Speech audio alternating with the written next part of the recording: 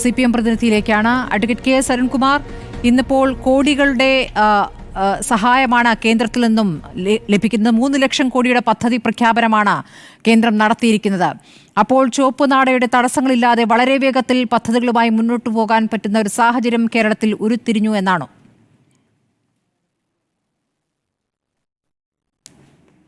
നമ്മൾ കഴിഞ്ഞ കുറച്ച് ദിവസങ്ങളായിട്ട് ചർച്ച ചെയ്യുന്ന വിഷയം തന്നെയാണ്. ഒന്ന്, കാലഹരണപ്പെട്ട അല്ലെങ്കിൽ 60കളിലും 70കളിലും എല്ലാം ഉണ്ടാക്കിയ നിരവധി നിയമങ്ങൾ, ആ നിയമങ്ങൾ കാലോചിതമായി പരിഷ്കരിച്ചുകൊണ്ട് വ്യവസായ സൗഹൃദത്തിന് അന്തരീക്ഷം ഒരുക്കുന്ന തരത്തിലുള്ള പുതിയ ഒരു നിയമനിർമ്മാണം നടത്തി. അതുപോലെ MSMEയുമായി ബന്ധപ്പെട്ടുള്ള കേന്ദ്ര നിയമത്തിന്റെ ചുവട് പിടിച്ചുകൊണ്ട് പരമാവധി റിലാക്സേഷൻ കൊടുക്കുന്ന തരത്തിൽ റൂൾസ് എല്ലാം അമെൻഡ് ചെയ്യുന്ന സാഹചര്യമുണ്ടായി. അതുപോലെ കേരളത്തിൽ MSME തുടങ്ങാൻ വേണ്ടിയിട്ട് വരുന്നവർക്ക് ഏറ്റവും അനുകൂലമായിട്ടുള്ള സാഹചര്യം, അത് രാഷ്ട്രീയ സാഹചര്യം, സാമ്പത്തിക സാഹചര്യം, അതുപോലെ തന്നെ സാമൂഹ്യ സാഹചര്യം ഇവ ഒരുക്കി. ഇവിടെ ഒന്നും നടക്കില്ല എന്ന് പറഞ്ഞവർ തന്നെ ഏറ്റവും നിക്ഷേപത്തിന് അനുയോജ്യമായിട്ടുള്ള സ്ഥലമാണ് കേരളം എന്ന് തിരുത്തി പറയാൻ പറ്റിയ ഒരു സാഹചര്യം ഇവിടെ ഒരുക്കി.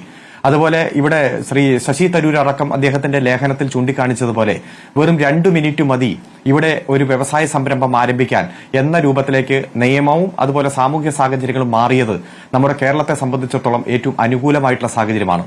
അത് മൈക്രോ ആയാലും മിനി ആയാലും മീഡിയം ആയാലും അതുപോലെ സ്മോൾ ആയാലും എന്റർപ്രൈസസുമായി ബന്ധപ്പെട്ടുകൊണ്ടെല്ലാം ഉള്ള നിയമമാണ് റിലാക്സേഷൻ വരുത്തിയത്. അതുപോലെ അടുത്ത കാലത്ത് കോവിഡിന് ശേഷം എല്ലാം വന്ന കണക്കുകൾ പ്രകാരം എടുത്ത് പരിശോധിച്ചാൽ ലോകത്താകമാനം ബിസിനസിന്റെ വളർച്ച 46% ആയിരിക്കുമ്പോൾ ഇവിടെ 256% സ്റ്റാർട്ടപ്പിന്റെ കാര്യത്തിലുമുള്ള വളർച്ച ഇത്തരത്തിലുള്ള നിക്ഷേപകരെ സംബന്ധിച്ചിടത്തോളം വലിയ ആത്മവിശ്വാസം നൽകുന്ന സാഹചര്യമാണ്. അതുകൊണ്ട് തന്നെയാണ് ഈ ഗ്ലോബൽ ഇൻവെസ്റ്റേഴ്സ് മീറ്റ് നല്ല പ്രചരണത്തോടെ എല്ലാ മുന്നൊരുക്കങ്ങളും വച്ചുകൊണ്ട് കേരളത്തിലേക്ക് നിക്ഷേപകരെ ആകർഷിക്കാൻ പാകത്തിന് സംഘടിപ്പിച്ചത്. ഇപ്പോൾ കഴിഞ്ഞ 3-4 ദിവസമായിട്ട് ഇത് പ്രധാനമായും ചർച്ച ചെയ്യാനുണ്ടായിട്ടുള്ള സാഹചര്യം ശശി തരൂരിന്റെ ലേഖനവും അതിനുശേഷം ആ ലേഖനത്തിൽ ഉറച്ചു നിന്നുകൊണ്ട് അദ്ദേഹം പറഞ്ഞ വസ്തുതയുമാണ്.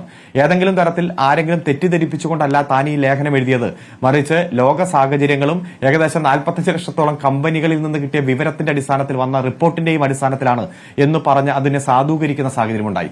അതെല്ലാം ഗൌരവത്തോടെ ചർച്ച ചെയ്യപ്പെട്ടു. ഏതായാലും പ്രതിപക്ഷ നേതാവ് അടക്കം അതിൽ പങ്കെടുത്തു. അദ്ദേഹം അതിൽ സംസാരിച്ചു.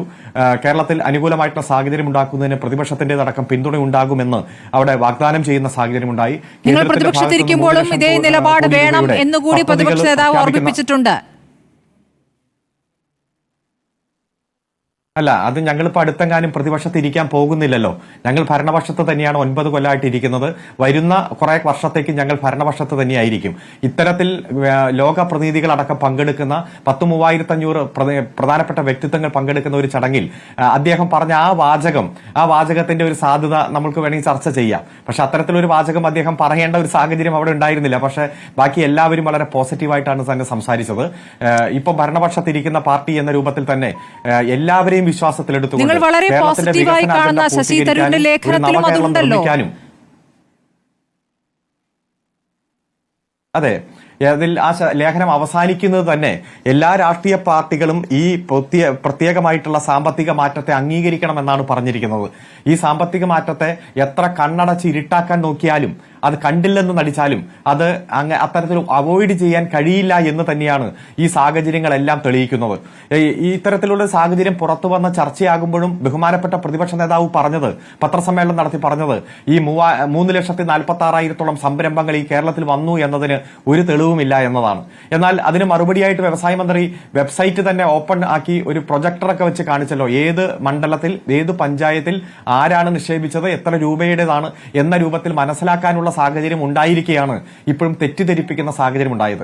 പല UDF നേതാക്കന്മാരും ഇന്നലെ വരെ പറഞ്ഞത് ഇത്തരത്തിൽ ഒരു വ്യവസായ അനുകൂല സാഹചര്യമല്ല കേരളത്തിൽ എന്നതാണ്. ഇപ്പൊ ഇത്രയും രാജ്യങ്ങളിൽ നിന്ന് വരുന്ന അമേരിക്കയും റഷ്യയും അതുപോലെ തന്നെ ഫ്രാൻസും ഇത്തരം പ്രധാനപ്പെട്ട രാജ്യങ്ങളിൽ നിന്ന് വരുന്ന പ്രതിനിധികൾ കേരളത്തിൽ എത്തിയതിനു ശേഷമാണ് വ്യവസായ സൗഹൃദമല്ല എന്ന് ഇന്നലെ വരെ പറഞ്ഞത്. പക്ഷെ ഇന്നത് മാറ്റി പറഞ്ഞതിൽ സന്തോഷമുണ്ട്.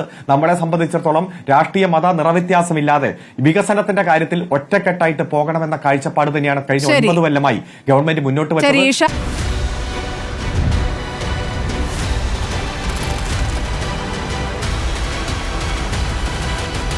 ഡിബേറ്റ് വിത്ത് സ്മൃതി പരുത്തിക്കാട്.